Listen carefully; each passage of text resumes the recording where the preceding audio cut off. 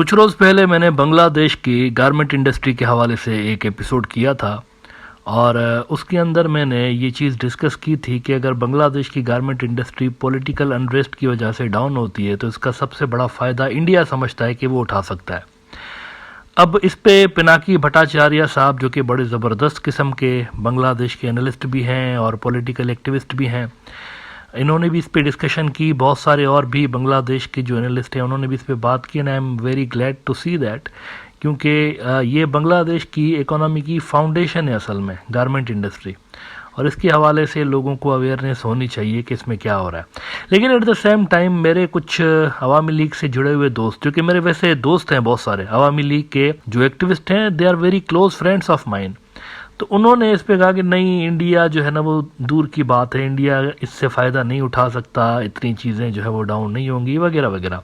तो आज के एपिसोड में मैं कुछ ऐसी चीज़ों के हवाले से बात करना चाहता हूं जो कि इंडियन गारमेंट इंडस्ट्री मॉनिटर कर रही है बांग्लादेश के अंदर। देखिए, इंडस्ट्री जो होती है ना, एक इंडस्ट्री दूसरी इंडस्ट्री को मॉनिटर कर रही होती है, और जहां उनको नज़र आता है ना कि फला इंडस्ट्री के डाउन होने से हम फ़ायदा उठा सकते हैं तो वो उठाते हैं वहाँ पे। ये कोई अनयूजुअल बात नहीं, सारी दुनिया में होता है। इंडिया की गारमेंट इंडस्ट्री हकीकतन बांग्लादेशी गारमेंट इंडस्ट्री को मॉनिटर कर रही है, और अभी से नहीं, काफ़ी सालों से लेकर कर रही है। आप ज़रा ये चार्ट देखिए, वो जो मैंने बात की ना कि इंडिया की garment industry Bangladeshi garment industry की एक चीज़ नोट कर रही है, वो कौन सी चीज़ है इस पर अभी थोड़ी देर में आता हूँ, लेकिन पहले ज़रा हिस्टोरिकल कॉन्टेक्स्ट दिखाना ज़रूरी है। ये देखिए, इसमें चार्ट में आपको नज़र आता है कि 90s में India was ahead of Bangladesh garment की एक्सपोर्ट के अंदर, और ये सिलसिला लंबा अरसा चलता रहा। और 2002 के बाद आप देखिए कि बांग्लादेश की जो गारमेंट इंडस्ट्री है उन्होंने ओवरटेक करना शुरू किया है इंडिया को, और तब से लेकर 2002 से लेकर इसको 20 साल हो गए, they are ahead of India. और फिर 2014 आते आते आप देखिए, मोदी की सरकार आते आते देखिए गैप कितना बढ़ गया है।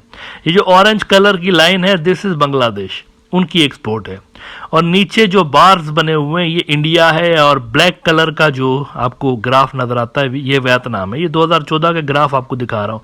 तो आप देखिए कि बांग्लादेश की जो कंपटीशन है वो इंडिया के साथ है ही नहीं, they are far ahead of India. उनकी कंपटीशन असल में चाइना के साथ है, चाइना और ये compete कर रहे होते हैं आपस में। और फिर ये होता है कि 2016 में मोदी ने एक बड़ा पैकेज अनाउंस किया था, कोई 75,000 करोड़ का, और उस पैकेज का भी एम ये था, ये गारमेंट इंडस्ट्री के लिए अनाउंस किया गया था, एम ये था कि बांग्लादेशी गारमेंट इंडस्ट्री से आगे बढ़ना है हमने। 2016 का आप ज़रा निकाय एशिया देखिए, India hopes to overtake Bangladesh Vietnam in garment exports. 75,000 crore rupees का एक पैकेज अनाउंस हुआ, लेकिन उसमें भी बात नहीं बनी। Bangladesh was way ahead of India, उसके बावजूद भी आज भी वो उनसे आगे हैं। लेकिन इस वक्त आप देखिए कि बांग्लादेश में एक इशू चल रहा है। वहाँ के जो गारमेंट इंडस्ट्री की लेबर यूनियंस हैं उन्होंने एक डिमांड रख दी है कि भाई हमारी जो वेजेस हैं वो तो बहुत कम है। अब देखिए, इंडिया में बहुत ज़्यादा, पाकिस्तान में बहुत ज़्यादा, हमारी तो बहुत कम है, तो हमारी वेजेस बढ़ाएं। ये इशू वहाँ पर चल रहा है। एक पॉलिटिकल अनरेस्ट वाली बात मैंने पिछले एपिसोड में की थी ना, उसके अलावा ये दूसरा इशू है। नाउ इस पे इंडियन जो गारमेंट इंडस्ट्री है वो मॉनिटर कर रही है इसको, and they are looking for opportunities here as well. वो समझ रहे हैं कि अगर ये इशू बढ़ेगा और अगर बांग्लादेश की गारमेंट इंडस्ट्री में अनरेस्ट बढ़ेगी तो इससे हम फायदा उठाएंगे। वो खुद ही कह रहे हैं। आपको इंडियन गारमेंट इंडस्ट्री के कुछ एक्सपर्ट्स का पॉइंट ऑफ व्यू दिखाता हूं इंडियन मीडिया से ही। द हिंदू ने रिपोर्ट किया है कि increase in labour cost in Bangladesh could help Indian garment exporters, से experts. India fiscal year 23 ready-made garment exports including cotton accessories totaled $16 billion, whereas Bangladesh's RMG export surpassed $47 billion in the last fiscal. ये gap है असल में। अब इसमें आप देखिए वो क्या कहते हैं, कहते हैं लीडिंग एक्सपर्ट, उनकी इंडस्ट्री का एक्सपर्ट। मैंने शुरू में प्रोग्राम के बात की ना, इंडस्ट्री देख रही होती है इंडस्ट्री को कि कहाँ पे हमें मौका मिले और मौके पे चौका मारे हम। A leading expert says garment industries in Bangladesh are in trouble as tens of thousands of workers have taken to the street seeking higher wages. With minimum wage of $75 per month, workers there are demanding now minimum wage of $208. However, the industry has offered $113 on a take it or leave it basis, he said. We are looking at an existential problem. Existential problem. Look at the word, huh?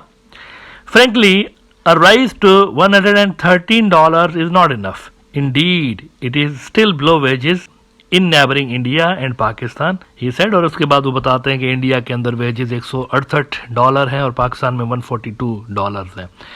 अब देखिए, ये जो बात कर रहे हैं ना, बढ़ाएं हमारी सैलरीज बढ़ाएं. इवन अगर बांग्लादेश बढ़ा भी देता है तो उसके पास फिर भी कॉम्पिटिटिव एज रहेगा. ये मैं बड़ी बात बता रहा हूं आपको. अगर ये जो वर्कर्स डिमांड कर रहे हैं, अगर आप इनकी सैलरी बढ़ा भी दें तो भी Bangladesh will be ahead of India and Pakistan and Vietnam, सबसे आगे होगा फिर भी, उसके बावजूद भी.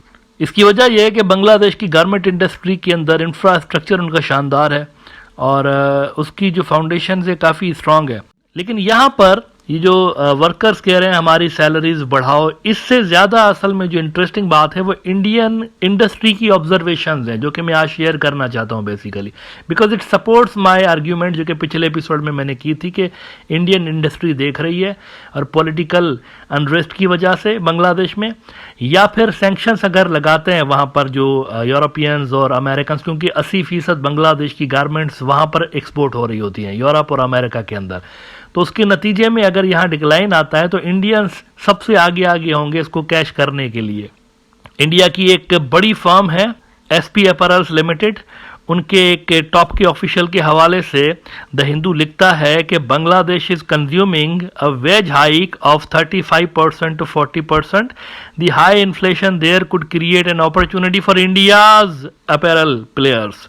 The situation in Bangladesh presents a significant opportunity for the Indian garment industry to capture a larger share of the global market, he told analysts while discussing the company's September quarter financial results. This is how Indian industry is looking at geopolitical and local turmoil in Bangladeshi industry. तो make no mistake, यहाँ पर जो कुछ भी गड़बड़ होगी India सबसे आगे आगे होगा उससे बेनिफिट हासिल करने के लिए, whether it is related to sanctions या फिर अंदरूनी जो वेयर एंड टेयर वहाँ पर स्टार्ट होने का ख़तरा है, जिस तरह के इलेक्शंस वहाँ पर होने जा रहे हैं, तो उसका फ़ायदा इंडियन इंडस्ट्री उठा सकती है नेचुरली.